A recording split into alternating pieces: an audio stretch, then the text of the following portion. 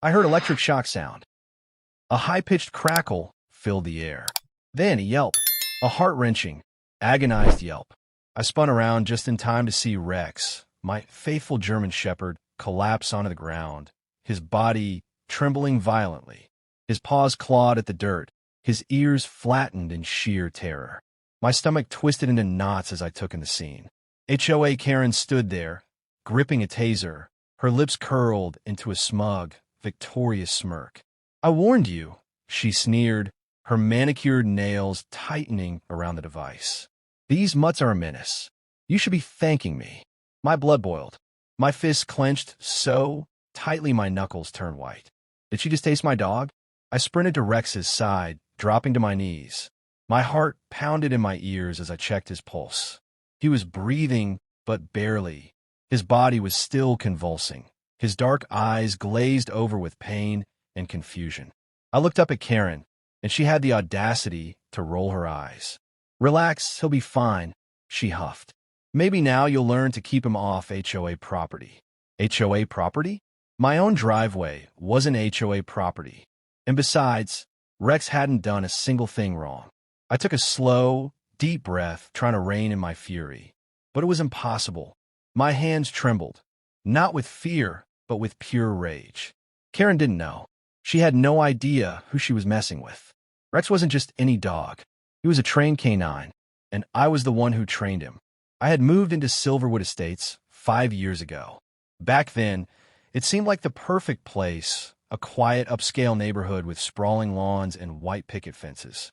But behind the well-manicured hedges and shiny brass HOA plaques, it was a nightmare. Karen, she wasn't just on the HOA board, she ruled it. The type of woman who believed rules didn't apply to her, but were gospel for everyone else. Loud, entitled, and completely unhinged when it came to enforcing her version of neighborhood standards. She had it out for me since the day I moved in. Why? Because I had Rex. She called him a beast, a danger to the community. Said he was too aggressive and terrified. Her little Pomeranian, Snickers. The truth? Rex was trained to protect and serve. Not attack, not harm, just protect. I was an off-duty police officer, and Rex? He was a retired K9, a decorated veteran. He wasn't just my dog. He was family. But that didn't matter to Karen. She had been harassing me for months, trying to force me to get rid of him. Sending me HOA violation letters for excessive barking, a lie, unauthorized pet size, completely made up, and even falsified complaint from concerned neighbors. I thought it was just HOA pettiness. Annoying but harmless. But I was wrong. So wrong. 2 nights before the taser incident, I noticed something strange. Rex, normally calm, had been on edge, growling at the fence, sniffing around the backyard like he was tracking something. At first, I brushed it off. Maybe a raccoon? A stray cat? But then it happened again. At exactly 2 a.m., Rex bolted out of bed, barking like mad. Not his usual alert bark, his warning bark. I grabbed my flashlight and stepped outside, my hand instinctively hovering over the concealed holster on my hip. Years of police training had taught me one thing. Always trust your gut. Something was wrong. The streetlights cast eerie shadows over the cul-de-sac. Everything looked normal until I saw it. The HOA notice, taped to my door. I yanked it off, scanning the words. Final warning. Remove the animal immediately or further action will be taken. Further action? My grip tightened. What the hell did that mean? I had no idea. But 2 days later, I found out. Karen adjusted her designer sunglasses, completely unfazed. I stood up slowly, my entire body shaking with barely contained fury. "You just made the biggest mistake of your life." My voice was deathly calm. She scoffed, flipping her bleach blonde hair over her shoulder. "Oh, please. What are you going to do, call the cops?" "Newsflash, sweetheart. I am the HOA. A mistake. A fatal mistake. Because she had no idea. No idea that I was a cop. No idea that I trained K9 units for a living. And no idea that she just assaulted an officer. My K9 partner." I pulled out my phone, keeping my eyes locked on hers. She smirked. "Oh, go ahead. Call animal control. I'll tell them he was aggressive." But I wasn't calling animal control. I was calling backup. The phone rang once, twice. Then, a familiar voice answered. Dispatch. I kept my tone steady, but the fury in my voice was unmistakable. This is Officer Daniels. I need a unit at my residence. Now, I heard Karen's smugness falter. Just a little, but she still didn't get it. She wouldn't. Not until she heard the distant wail of sirens. Because this time, the HOA wasn't going to win. The distant wail of sirens sliced through the calm afternoon air, growing louder with each passing second. For the first time since this nightmare started, Karen's smug expression cracked. She lowered the taser slightly, her perfectly manicured nails twitching around the handle. "You actually called the police?" Her voice quivered, but she tried to cover it with a laugh. "You're seriously overreacting. It's just a dog." I took a slow step forward, my hands trembling, not from fear but from rage. "He's not just a dog, Karen. He's a sworn officer of the law. And what you just did, that's a felony." Her mouth fell open, the blood draining from her face. She wasn't laughing anymore. I knelt beside Rex, stroking his fur gently as his tremors began to ease. His breathing was still shallow, but he was stabilizing. Years of training told me one thing. He'd survive. But that wasn't the point. Someone had hurt him. And not just anyone. Karen. The flashing blue and red lights lit up my driveway as a patrol car pulled up, the tires crunching against the asphalt. The moment the vehicle came to a stop, Officer Hughes stepped out, a fellow K9 handler and one of my closest friends on the force. He took one look at Rex on the ground, and his face darkened. "What the hell happened?" His voice was sharp, no nonsense. I stood up, my jaw clenched tight. "She tossed my dog." For the first time, Karen paled. "Wait, I didn't mean." He scared me," she stammered, taking a step back. "I was just protecting myself. That's allowed under HOA regulations." Hughes turned his cold, calculating gaze on her, his hand resting casually on his duty belt. "You use a taser on a trained K9? His voice was dangerously quiet. Karen tried to muster her usual arrogance, but her voice cracked. "He was dangerous. He was on the HOA's property, and I cut her off. My driveway is not HOA property, and he wasn't doing anything wrong." Hughes let out a slow breath, pulling out his notepad. "What model taser did you use?" Karen hesitated. "Answer the question, ma'am." His tone had an edge now. With shaking fingers, she held up the taser. Hughes raised an eyebrow. "That's a police-grade device. Where did you even get it?" Her face burned red. It's none of your business." His eyes narrowed. "Actually, it is." As Hughes started taking her statement, I stayed by Rex's side. His tremors had slowed, but his body was still tense, and his eyes never left Karen. He remembered, and so would I. Hughes turned to me. "We'll need to take him in for a vet evaluation. If there's permanent damage," his voice trailed off, but the unspoken words hung heavy in the air. If Rex suffered permanent injury, Karen was going to prison. Karen must have realized it too, because her attitude shifted from arrogance to desperation. "This is ridiculous," she spat. "He's just a dog." Hughes' jaw tightened. "He's an officer, ma'am. And under Section 18 U.S. Code Section 1368, assaulting a law enforcement animal is a felony." Karen's mouth snapped shut. For once, she had no comeback. I rose to my feet, towering over her.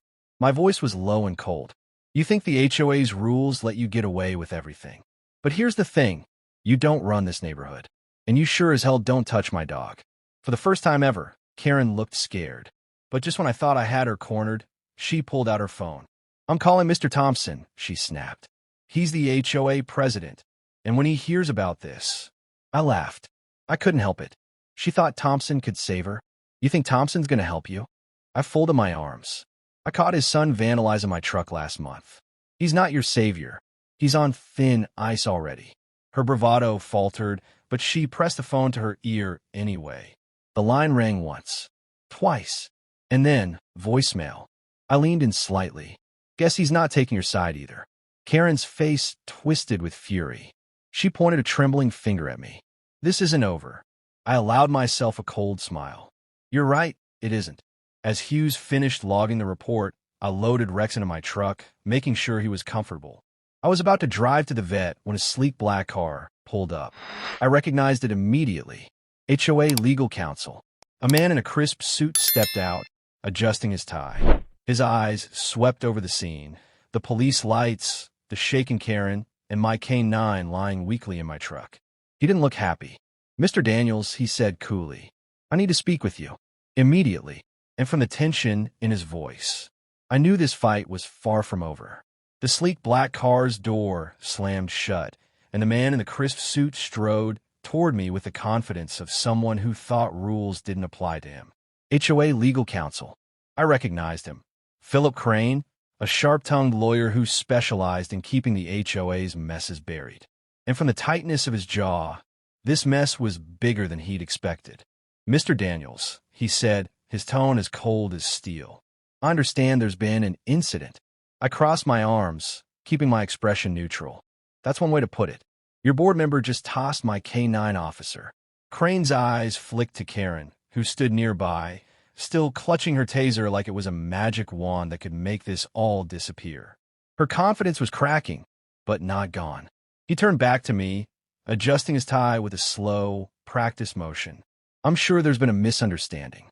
Let's not escalate things unnecessarily." A misunderstanding? Was he serious?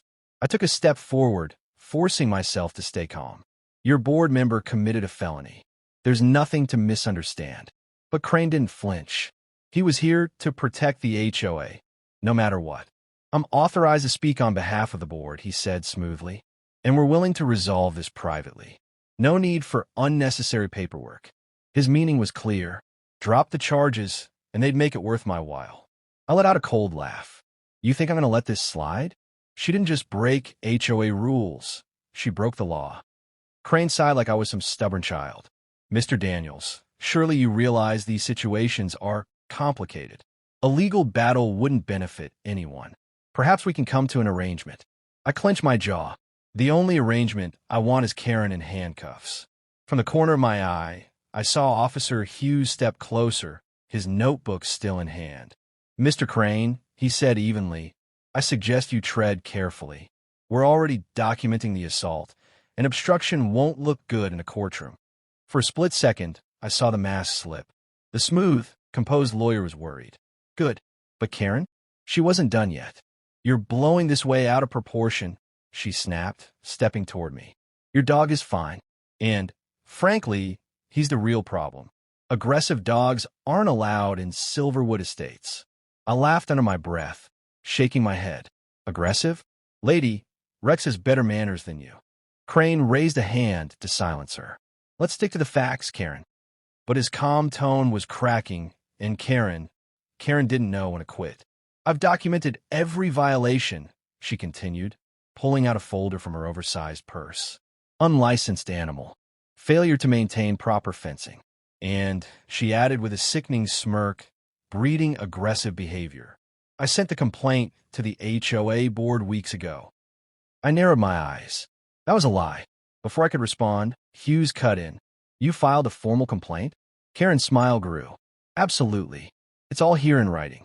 By HOA bylaws, he's in violation. And if you press charges, I'll press for eviction." My blood ran cold. Eviction. That was her endgame. She didn't just want Rex gone. She wanted me out.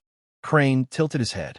"If the violations are accurate, the HOA is within its legal rights to enforce eviction proceedings." His voice was slick and smooth, like he hadn't just threatened to destroy my life. I glanced back at Rex, who lay weakly in my truck, his breathing still labored. This wasn't just about neighborhood rules. This was war. I wasn't about to roll over and let Karen win. I pulled my phone from my pocket and tapped a few buttons. "I thought you might pull something like this," I said quietly, "which is why I record everything." A moment later, I held up the screen. Surveillance footage. The video played clear as day. Rex, sitting calmly on my property, not making a sound. Then came Karen, stomping toward him, and the unmistakable crackle of her taser as she fired it without warning. Hugh's eyebrows shot up. "Well, that settles that." Karen's face twisted in panic. You can't just record people. That's illegal." "Actually," Hughes said, smiling faintly, It's perfectly legal when it's on his own property. Crane's jaw tightened. The footage had shattered whatever leverage he thought he had. You messed up, Karen, I said, my voice low and deadly. And no amount of HOA nonsense is going to save you. For the first time, she had nothing to say. Hughes snapped his notebook shut. I'll be submitting this report for felony animal assault, he said. And if there's any permanent injury, expect the charges to escalate. Crane's composure cracked just slightly. There's no need to involve the courts, he tried again. We're open to negotiation. But I shook my head. No deal. I turned toward my truck, ready to take Rex to the vet. But just as I slid into the driver's seat, my phone buzzed. An anonymous email. I opened it, and my stomach twisted into a knot. If you don't back off, your K9 won't be the only thing we put down. I froze. This wasn't just Karen's petty revenge. Someone else was pulling the strings. And now, they were threatening more than just Rex. The words on my screen burned into my brain. If you don't back off, your K9 won't be the only thing we put down. My pulse thundered in my ears. This wasn't just Karen's usual brand of petty harassment. This was something darker. I scanned the email for clues. No name, no signature, just cold, threatening words. But the timestamp? It was sent 5 minutes ago. Whoever sent it, they were watching. A low growl rumbled from Rex's throat as if he sensed my tension. He was still weak, curled up in the passenger seat, but even in his injured state, he was on alert. And so was I.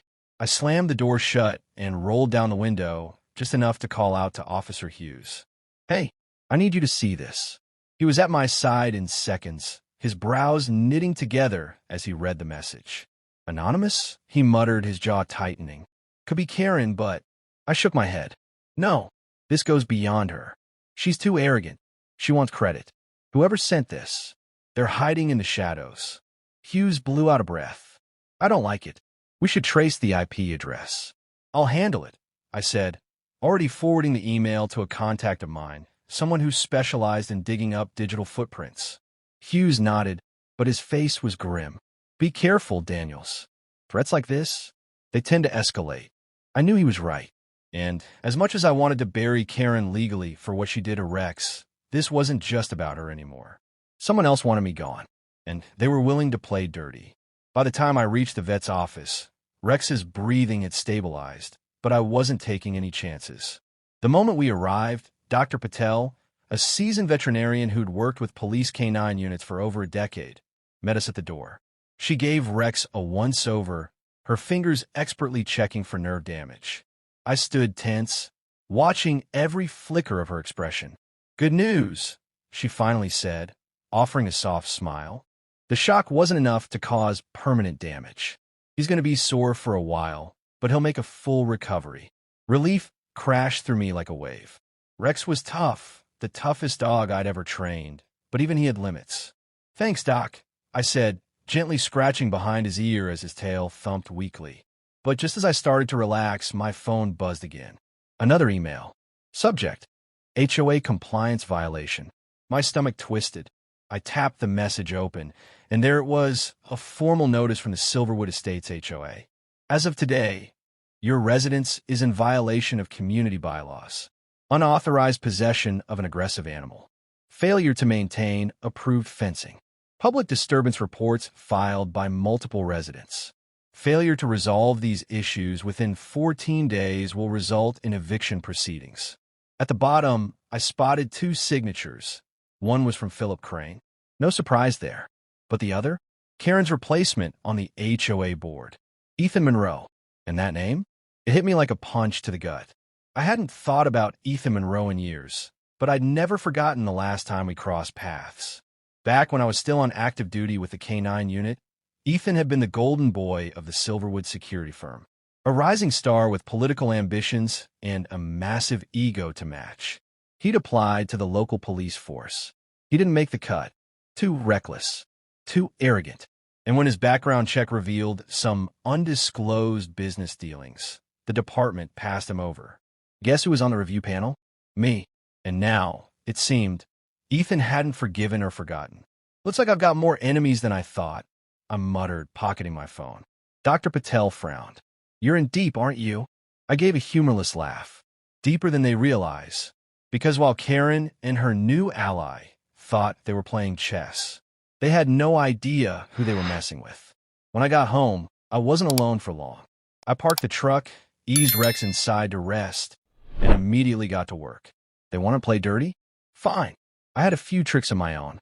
I installed 2 new surveillance cameras, one facing the front gate, the other aimed directly in my driveway. This time, there wouldn't just be footage. I'd have audio too. But that wasn't all. I pulled a sleek black case from the hall closet, flicking it open to reveal a tracking beacon. If anyone tried to get close to my house, or Rex, I'd know. As I worked, I couldn't shake the feeling of being watched. The air was heavy, electric, like a storm brewing just over the horizon. And I was right to be suspicious, because they weren't finished. Not even close. At 2:37 a.m., the first alert buzzed on my phone. Motion detected, front gate. I bolted upright, grabbing my service pistol from a nightstand and pulling up the live feed. And there, right at the edge of the property, a shadow moved. Not Karen, someone bigger. And as I watched, the figure crept toward my truck, right where Rex was resting.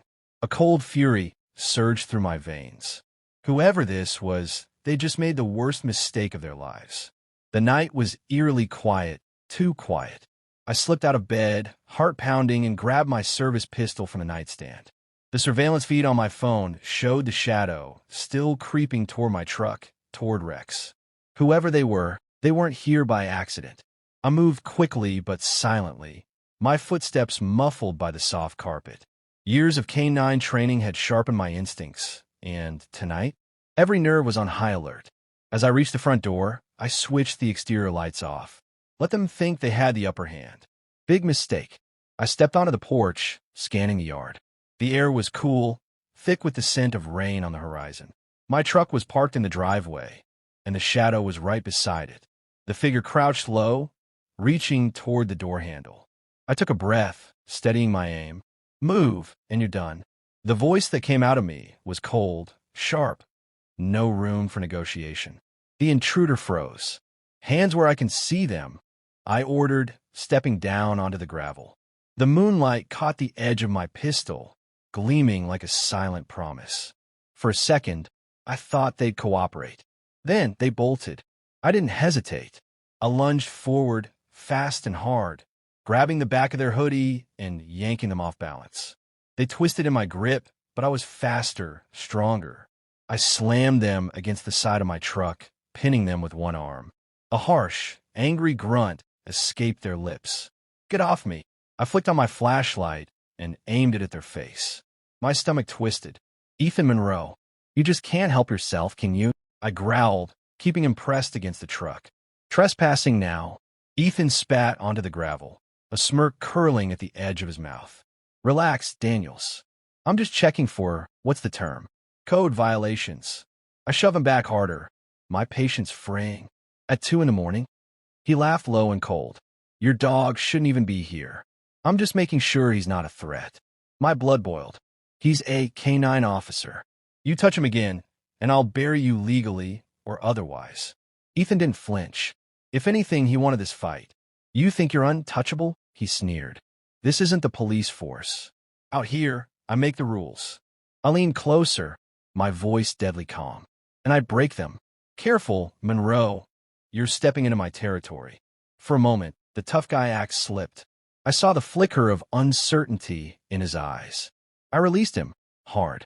He staggered back, brushing dirt off his designer jeans like he hadn't just been pinned. But as he turned to leave, he dropped one last threat over his shoulder. Watch yourself, Daniels. You've got more to lose than that mutt. I stood in the dark long after Ethan disappeared down the road. My heart still thundered, but my mind? It was razor sharp. This wasn't just about Karen's petty power trip anymore. Ethan was here for revenge. And if he was bold enough to break onto my property, I knew one thing for sure. He wasn't done. When I went back inside, Rex lifted his head weakly, his brown eyes watching me. I knelt beside him, resting a hand on his fur. I'm going to keep you safe, buddy, I murmured. I promise. But in my gut, I knew they were just getting started. And the next time they came, I'd be ready. By the time the sun rose, I had 2 plans in motion. 1, I sent the footage of Ethan trespassing directly to Officer Hughes. He'd already promised to put pressure on the HOA, and this was ammunition. 2. I called in a favor with an old friend, a tech specialist who could trace the anonymous email. I wasn't just playing defense anymore. I was hunting. At 10:17 a.m., my phone buzzed. New message. I swiped it open, and my stomach dropped. Check your backyard. I grabbed my gun and stormed outside. The sight stopped me cold. Rex's kennel had been slashed open, and hanging from the fence was a police K9 badge. My badge, snapped in half. They weren't just threatening Rex anymore. They were coming for me. My heart pounded as I stared at the broken badge swaying from the fence. This wasn't some random act of vandalism. This was personal. Someone had been close enough to tear apart Rex's kennel, to steal a symbol of my career and leave it shattered. They wanted me to feel powerless. Big mistake. I scanned the yard, instincts firing on all cylinders. No movement, no sound. But whoever did this, they wanted me to know they weren't done. I knelt beside the torn kennel, fingers brushing the jagged edges. Rage burned in my gut. I'd seen my share of lowlifes on the force, but targeting a K9? That crossed every line. Rex nudged my leg weakly, sensing my tension. I ran a hand over his head, promising myself I'd make them pay. And I knew exactly where to start. By noon, I was back at the HOA office, the faint hum of fluorescent lights buzzing overhead. Karen sat behind the reception desk, clicking away at her keyboard like she had nothing better to do. But the second she saw me, her fake smile vanished. I told you, she started, but I cut her off. Who else is working with you? My voice was cold, sharp enough to cut glass. Karen's eyes widened, but she recovered fast. Excuse me. I stepped closer, dropping the broken badge on her desk. This was in my backyard. Someone's threatening my dog and me. And you? You've been poking the bear since day one. She paled slightly, but crossed her arms, trying to regain control. I don't know what you're talking about. Maybe if your vicious animal wasn't causing problems. He's a service K9, Karen. You think the police will let this slide? I leaned in, lower my voice. And if I find out you had anything to do with this, I'll make sure you lose more than your fancy HOA title. For the first time since this started, she looked scared. Her voice shook. You can't prove anything. A cold smile crept across my face. Not yet, but I will. By the time I got home, I had a text from my tech contact. Trace the anonymous email. You're not going to like it. I called immediately. Tell me everything. He exhaled sharply. Email was masked through a proxy. Sloppy work. I cracked it in minutes. Origin point? Ethan Monroe's personal network. I clenched my jaw. I knew it. He's getting reckless, I said. Can you dig deeper? Already on it, my contact said. But watch your back. This guy's not playing. I hung up, my mind racing. If Ethan was bold enough to leave a trail, it meant one thing. He was escalating. I wasn't waiting for his next move. I was going to stop him first. That night, I parked down the street from Ethan's house. A sleek, glass-fronted monstrosity that screamed money. My gut told me he'd be home. Guys like Ethan, they love to gloat. I approached the front door and rang the bell. My heart pounded, not from fear, but from pure, focused rage.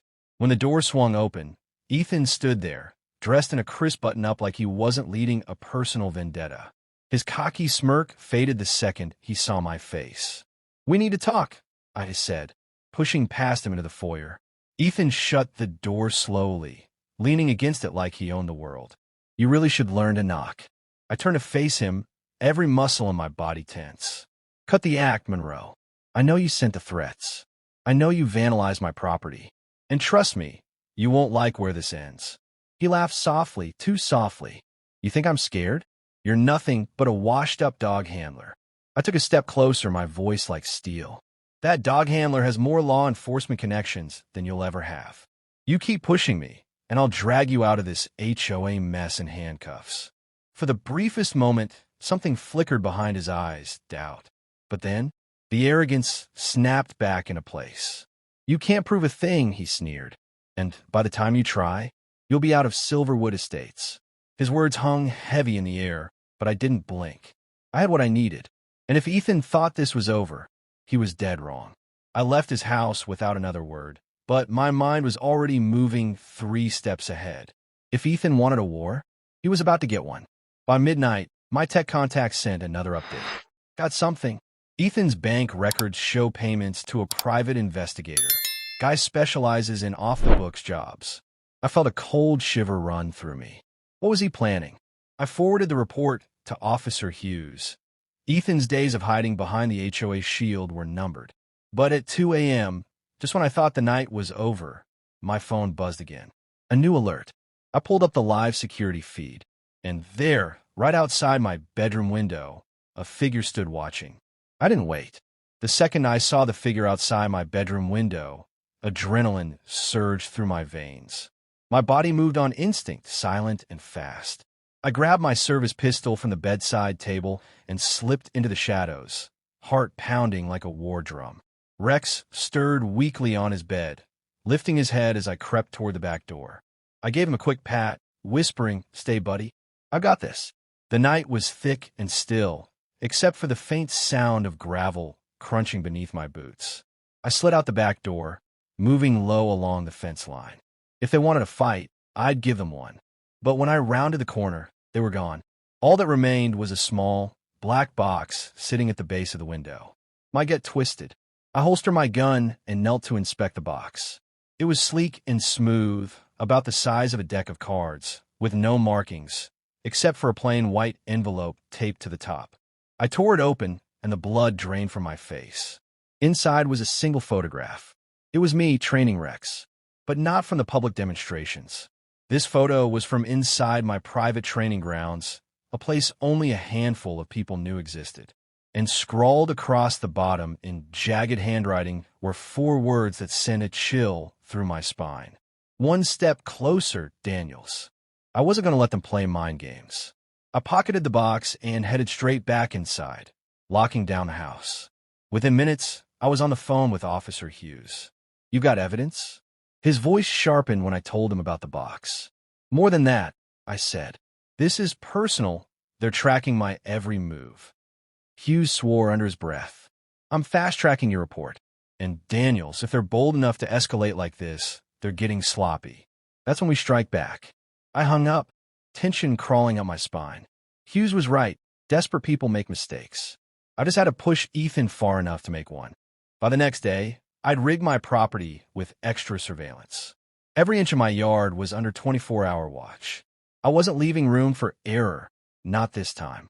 But I needed to know, what was Ethan's endgame? I reached out to my tech contact again.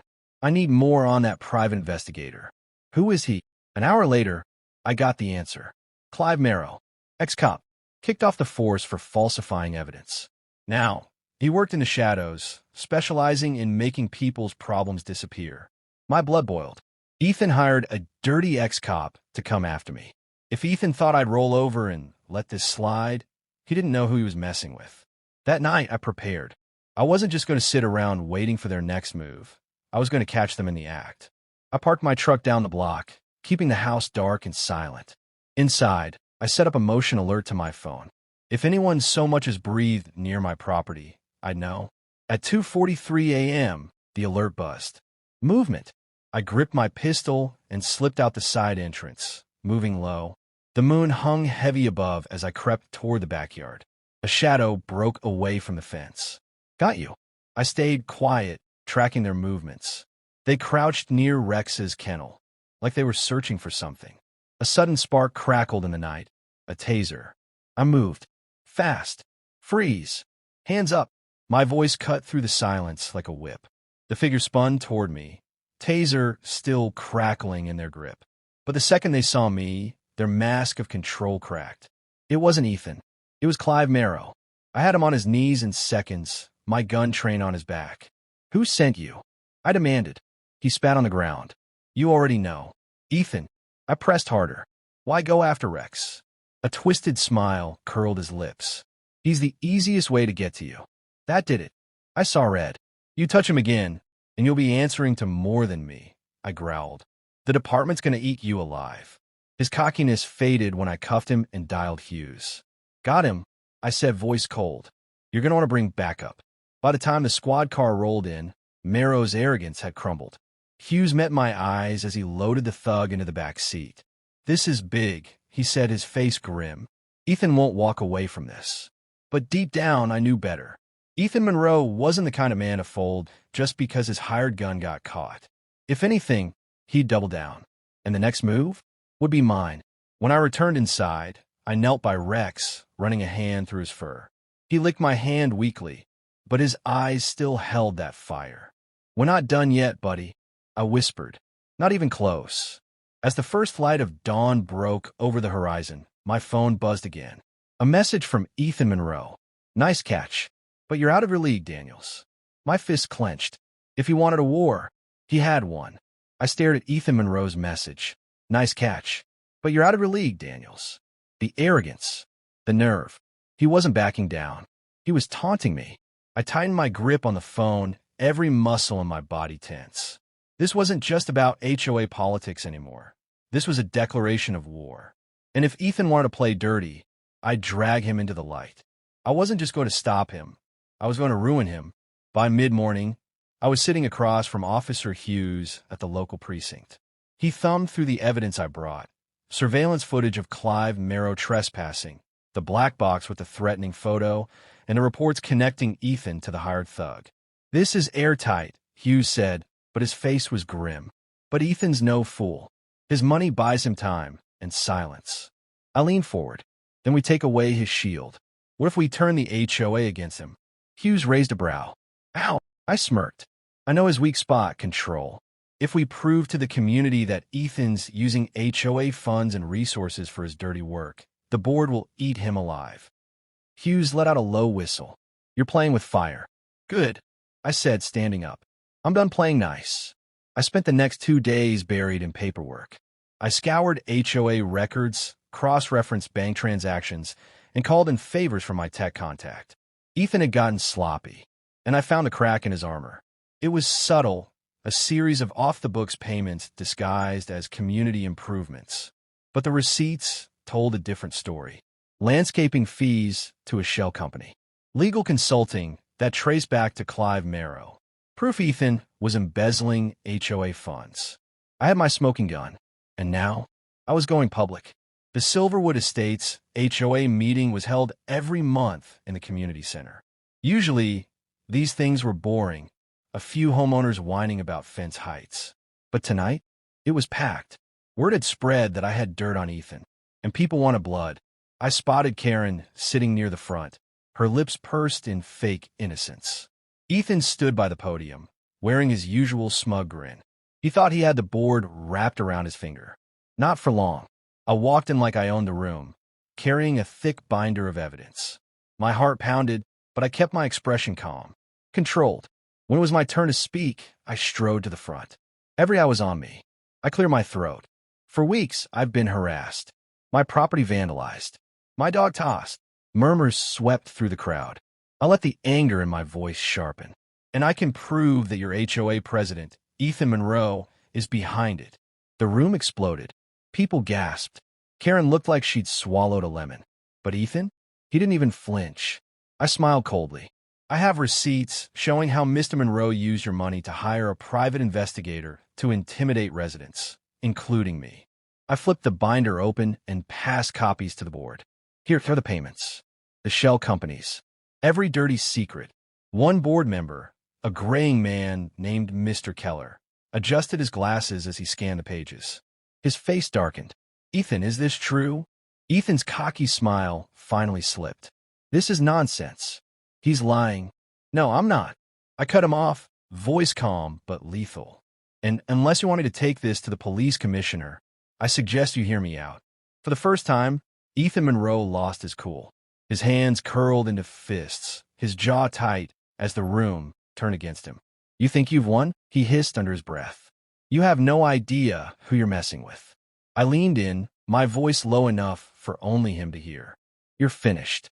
Either resign, or I'll bury you."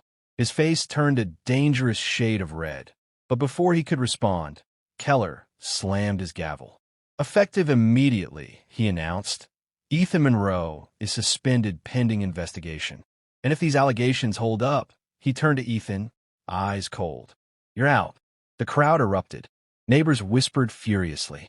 I caught Karen's pale face in the corner. Even she looked ready to abandon ship. Ethan stormed out, but I knew he wasn't done, and neither was I. Later that night, I let out a long breath as I walked Rex in the backyard. For the first time in weeks, the air felt lighter. But just as I started to relax, my phone buzzed. A blocked number. I hesitated, then answered. Daniels. Silence. Then a voice I knew too well. Ethan. You think you've won? His tone was ice. You humiliated me. But this isn't over. I glanced at Rex, who stood alert by my side. I'm not scared of you. You should be, he spat. You've made enemies you can't even imagine. And next time, I won't miss. The line went dead. I exhaled slowly, heart pounding. Ethan was cornered and desperate, but I wasn't backing down. Not until he paid for everything. The next morning, I found something chilling on my doorstep. A sleek black envelope. No name, no markings. I opened it carefully, my pulse quickening. Inside was a single note, typed, impersonal, and deadly serious. You're in too deep. Walk away or else. And at the bottom, a picture of me and Rex, taken that very morning. Someone else was watching. And this time, it wasn't just Ethan. I stood frozen on my doorstep, the black envelope in my hand. The picture of me and Rex, taken just hours ago, sent a chill down my spine. Ethan wasn't working alone anymore. Someone else, someone more dangerous, was watching. I scanned the street, searching for any sign of movement. Nothing. Just the soft hum of the neighborhood waking up. But I knew better. They were out there. Somewhere.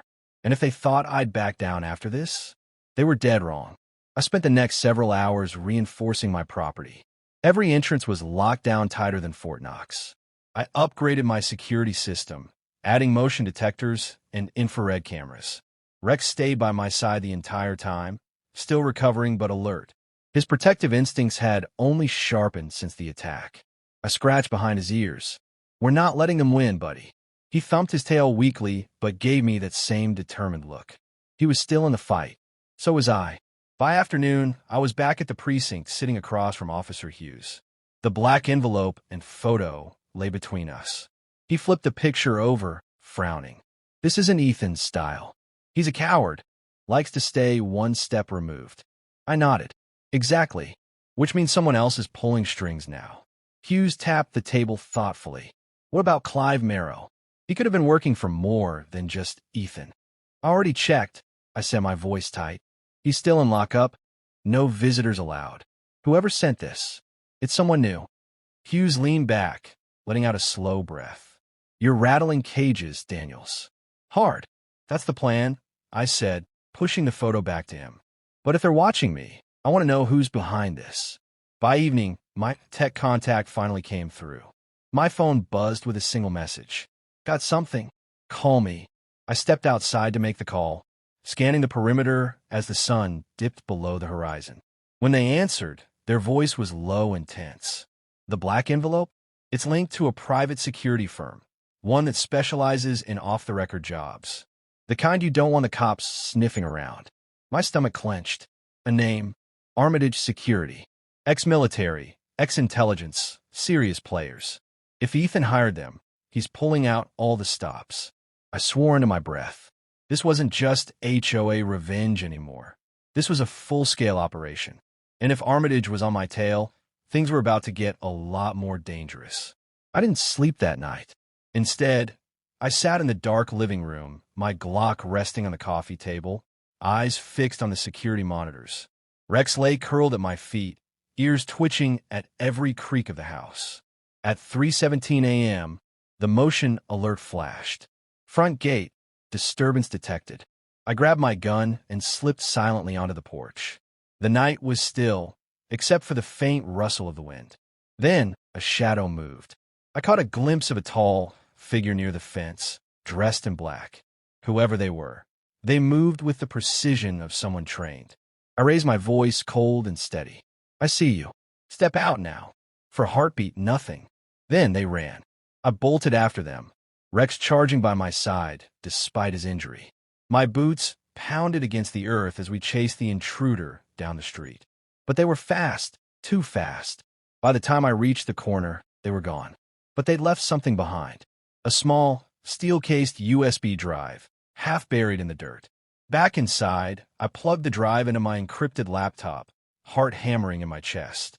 A single folder popped up, HOA_project_Silverwood. I clicked it open, and my blood ran cold. Dozens of documents, surveillance reports, files on me, Rex, and other residents. Ethan wasn't just running a petty HOA racket. He was compiling dirt on the entire neighborhood. And buried at the bottom was a chilling entry. Priority target, Daniels. Neutralize by any means necessary. I leaned back, my vision swimming with fury. Ethan wasn't trying to scare me anymore. He wanted me gone. Permanently. At dawn, I forwarded the entire folder to Hughes. Within an hour, his message came through. This is enough to take Ethan down. I'm moving fast. Be careful. I was ready. Ethan Monroe had crossed every line. And now, I was going to end him. As the morning sun crept over the horizon, I stood at the kitchen counter, pouring myself a cup of coffee. My exhaustion was bone deep, but I couldn't afford to rest. Not yet. Rex lay beside me, his head on his paws. We'd come too far to lose now. Then my phone buzzed. Unknown number. I hesitated, then answered. Daniels. A deep, unfamiliar voice rumbled through the line. You think this is over? You don't know what's coming next. The line went dead. I stared at the phone, jaw clenched.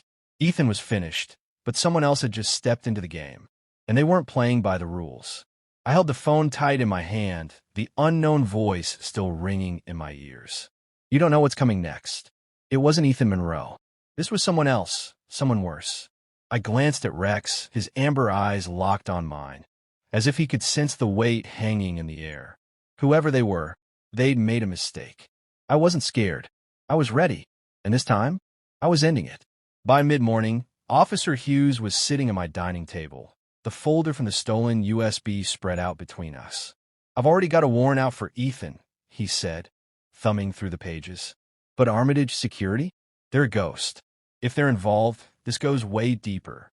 I pushed a new document toward him, a confidential HOA report that I'd missed the first time.